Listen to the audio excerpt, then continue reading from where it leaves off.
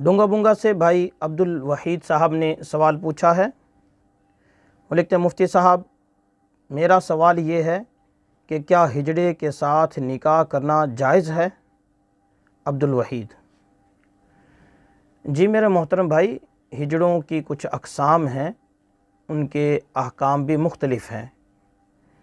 अगर तो कोई हिजड़ा ऐसा है कि जो मुन्नस है, मुन्नस की सी अलामात उसमें पाई जाती हैं, मिसाल के तौर पे उसके पिस्तान उभर आए हैं, या वो पेशाब औरतों की तरह करता है, या औरतों की सी शर्मगाह उसकी है, तो ऐसे हिजड़े से निकाह जायज़ है, चूँकि ये औरत के मुशाबे है और औरत के हुक्म में है।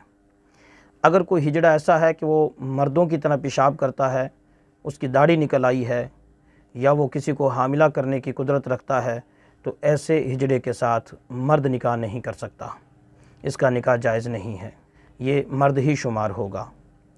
तीसरी किस्म वो है जिसे खुनसाए मुश्किल कहते हैं, फ़िक़ह की ज़ुबान में, शरीयत की ज़ुबान में खुनसाए मुश्किल कहते हैं, कि ना पता चलता कि ये मुज़क्कर में से कमी रही हुई है, ना पता चलता मुन्नस में से कमी रही हुई है, कोई एक जिहत जो है वो गालिब नहीं होती, तो खुनसा मुश्किल कहलाता है ये। इसके साथ निकाह जायज़ नहीं है, इसके साथ निकाह नहीं हो सकता।